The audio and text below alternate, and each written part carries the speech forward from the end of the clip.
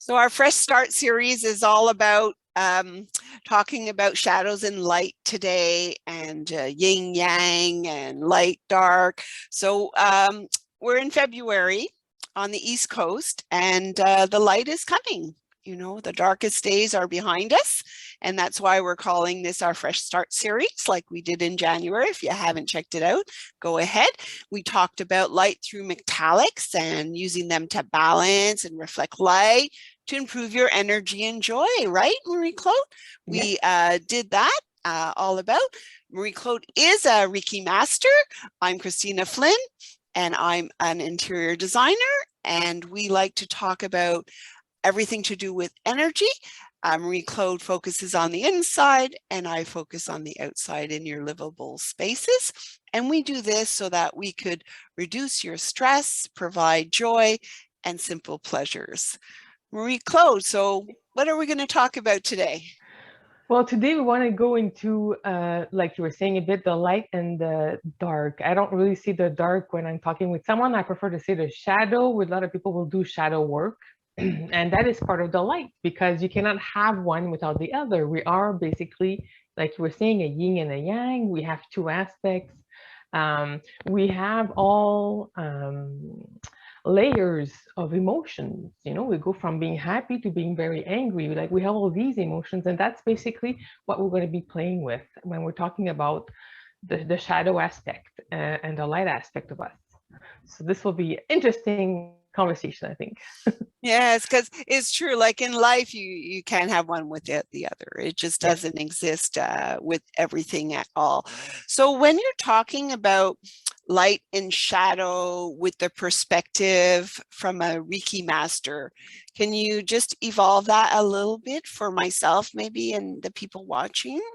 Well, a lot of people think that when we're doing Reiki or when we're playing with, we're doing energy work, we're just dealing with the good emotions, but really we're bringing light to the dark emotions that we have, the emotions that we don't want to have often. We're bringing love to it. We're allowing it to arise to the surface so that it can be healed.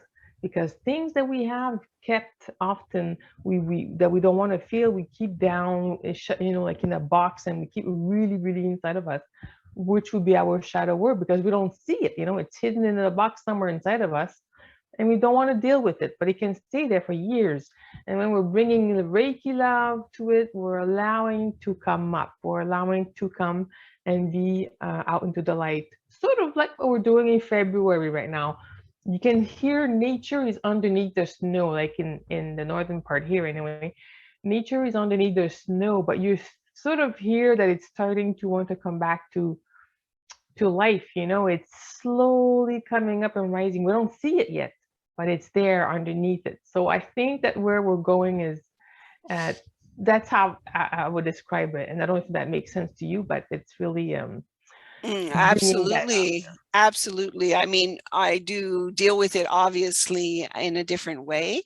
I mean, when we talk about light and dark or light and shadows in Reiki language, often in interior design, we're always working with that. And that's where you hear those, coin terms, balance, harmony, and so on. But in the essence of shadows and light, we're not talking about just your light fixture in your room and we're turning on and we're creating light.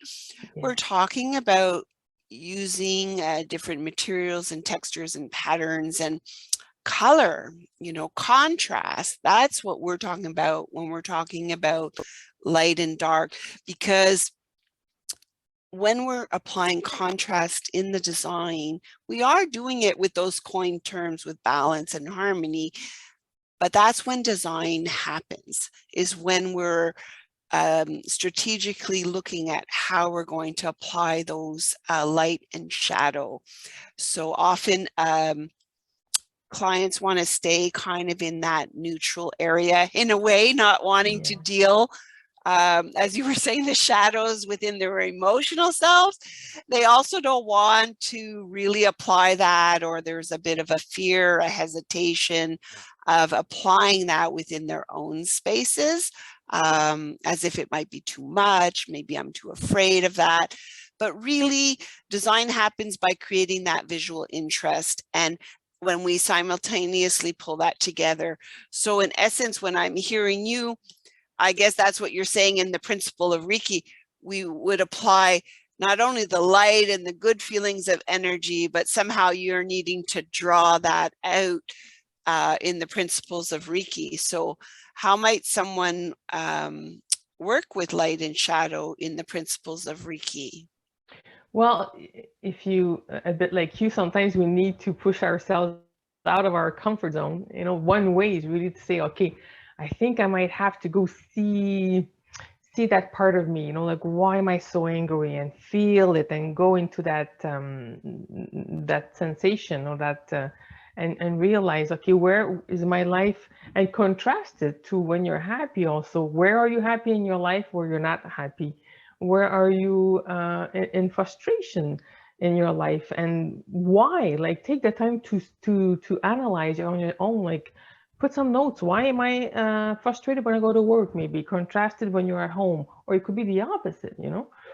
So that different sensation of where you're really comfortable and where you're not comfortable in your emotions, well, sometimes it can bring more light to where you have to bring your energy into, and maybe do a change, maybe switch something, maybe like you would in decoration, bring another color into it, or bring another sensation, you know? So you're sort of dealing that way when you're doing Reiki, and you do it always in a loving energy. You're not judging yourself for that. We're living an experience. You want to make it better, but so I imagine, Claude, that's something like how someone might work with light and shadows in the principles of Reiki, you know, with those contrasts, but how in that emotional level. yeah, basically it's a bit like you also. We have to see, where do you feel uncomfortable? Where do you feel sad? And maybe contrast that to where you are in your life, where you feel happy and enjoy, and just, you know, having so much light. So these contrasts in you allows you to see where you might have to bring some changes, where you might want to incorporate more of things you really enjoy and bring into that part. So contrasts are good to figure out where you need to really improve things, change little things, maybe set more boundaries, or do the opposite. So you really have to take the time and analyze those things, and it helps you doing it. And as I say, when you're doing Reiki, you're doing it with love. You're not judging yourself for that. You're not going to be saying, oh, I wasted 3 years. You know, you haven't wasted 3 years, even if you're miserable someplace. You were living an experience, and you were learning from it.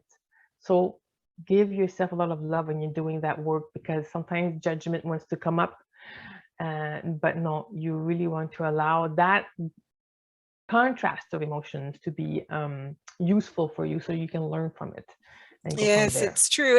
And when I'm working with clients and we're dealing with contrast and color theory, like I don't take them, like, often clients are concerned when they're bringing an interior designer into their space, because they're like, oh, they're going to be like telling me what to do. And often I get clients who are looking for an interior designer, and they're telling me, I don't want like high end, and I don't want, you know, so what they're telling me is they want like a comfortable, safe living space. But as an interior designer, I have to bring something else to the table, because why hire me otherwise? So yes, I want to provide all of that for you, but I'm going to do it differently than what you're envisioning in your mind in some degree. Does that mean high end? No, it means high end service, but not high end fluffy styles. Like, I'm not going to put a cloud couch, you know,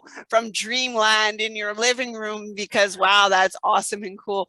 But what I'm going to do is, maybe I'm going to push you a little bit, like you were saying, from the comfort zone. So if you tell me your go-to color is always taupe, well, maybe I'm going to apply some taupe, but I'm not going to be like tauping up your house, because that's your go-to, right? You could do that by yourself.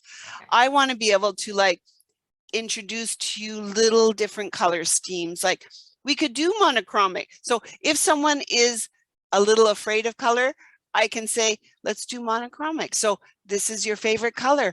So let's work with the different shadows. Maybe we'll do a dark navy in your kitchen cabinets, and we'll do a lighter wall in your shades. And then we'll do maybe a little ombre in your accents, or vice versa, depending on their comfort zone. But so we are trying to push them a little bit, but we have to use those contrasts, and they could be subtle dark to light. They could be powerfully dark to light. They could be an accent wall, accent furniture, or accent accessories. But those contrasts do increase joy and so on. You know, it's a powerful way to bring a focal point into your space and create love in your heart, like you were saying, right? Like it's the same way as working with your shadows in Reiki. Kind of want to introduce it, push yourself a little out of your comfort zone, but at the same time, the goal is always to increase joy in your life and reduce your stresses and analyze what you like. Yeah. So let's say if something's not working with contrast, but you can't put your finger on it, and sometimes it's not in a good way, right? Yeah. So how does someone know if it's not working, and can they help guide themselves? Like, well, like you were saying a bit, sometimes if someone comes to me and they're like, okay, I might have to push them also sometimes, because if we're too much in our comfort zone and we're not going into things because we're scared, then you're not going to change anything. Obviously, it's going to be like, it's going to stay stuck. So sometimes you either go into the stuck full ahead and you say, okay, well, why am I feel stuck? Why do I feel so uncomfortable right now? Is it okay? And just be with that sensation and being okay that you're not going to be moving anywhere. You're not deciding anything right now. You're not taking control of your life. You're sort of letting life take control of you, and you have to let go layers of thoughts that you have about, okay, I can decide everything. And sometimes you don't. It's really letting go that you don't control the world. So that sensation can be very uncomfortable. So you have to breathe into it and bring love to it. And then sometimes you can do something different, where you can just go out of your comfort zone and really try something that you wouldn't have expected to do. And that brings you like, okay, it brings you another type of energy. Then that energy, you can sort of introduce it into your life also, and having more spontaneous ideas, following your intuition, turning right instead of left. You know, sometimes it's little things, you know, like people go to work, they use the same route all the time. Well, using another route sometimes is going out of your comfort zone, you know, that could be that easy, you know. So it's like changing your perspective, right? Like, yeah, that's what I want to say too. Like, it is easy to use midtones, and it's not saying it wouldn't be beautiful, but I don't want people to be afraid of the darks either. You know, I mean, darks can be like the wood floor grounding your space, right? So it's darker, but it's grounding, and it's in the browns and it's dark. So that could be a way that people can bring that element in, you know. So it is easy, but don't be afraid of the darks, because it brings drama and elegance. I find these contrasts, right? That's what makes them not boring. Like, no one wants to be bored. You know, our eyes, we're in tune to it. It's innate. It's our biological response. And it's a physiological level that our eyes look at these colors and tones. And we need that at a biological level to have these contrasts. And I imagine too, like, when we're doing that work inside ourselves, having that external element support those changes by just doing that analysis. What if you have something in your space that just doesn't give you pleasure every day, and you're not even realizing it, right? It's that denial again. We just have an acceptance. I have it in my own spaces as well. I never have enough space to put all my samples that I receive. I love getting them, but then where do I put them? And then at one point they become clutter. So, you know, we are all living with that, but it's imperative when we're choosing the right hues because it influences our mood. It can add to the ambiance. So not only does it influence the mood from positive, negative, but it can also add to the ambiance. So now we're having a chaleureux, we're feeling warm or cozy, you know, and sometimes to create that cozy space, we need those dark. Like sometimes we forget about the fifth wall, like the fifth wall is the ceiling. Like we always want it white. Well, think about it. If it wasn't white in your bedroom and you can create that cocoon, you know, or you're in your cozy living space, like we can play with those things to affect how you feel and bring more light. So we do bring in the neutrals naturally to rest the eye and create that peaceful ambiance and those moments of beauty. So tips on Reiki on how to bring in that inner peace. You have anything you'd like to share with us, Marie-Claude, before we sign off today? Well, I would say, well, like you, don't be afraid of your emotions. I think we've been, we know, often growing up, we're told, don't cry, don't do this. Like we're sort of scared of going into our emotions. And I think it's important to go with them actually and just allow them to be. If they overtake your life, that's something else that you need to, if you have anxiety with the whole thing, that's, you know, you need someone to help you. But if you're just scared of feeling the emotions, well, allow yourself the right to feel them. I think doing that, you know, allowing them to live, to process into your body. And next thing you know, they'll pass and then you'll feel back into neutral again. You know, you'll be going into the spectrum of emotions from right to left. You're not going up and down. You're like the color schemes and the chrome, it's like a spectrum. So you're going from here to there. You're not in any bad vibration or any bad light, you know. You're just living that and allowing that emotion to pass through you. So that's, you're being authentic with yourself. You're being true to your emotions and your feelings, and you allow them to live. And they're like, oh yeah, thank you. And they're all happy. So, and then you go back to your neutral. You know, you're going to go back to there because that's where you are. You're centered, you're peaceful, you're zen. But don't be scared of going to the right and the left and feeling those things, I think. Yeah, light and shadows. And I think too, by allowing those shadows to pass through you, to wash through like a wave, just like we were talking earlier, like this is like the year of the tiger, the water tiger, emotions waves, water. right? And I think also you mentioned earlier, like the Celtic season as well is upon us. So these are all ways that it shows us this bubbling up, moving towards the light, our need for it. But to do it, we have to pass through the shadows. Yeah, we have to be on the ground. We have to be there in that part. So go with it, people. Don't be afraid of it. That's our message from our Fresh Start series.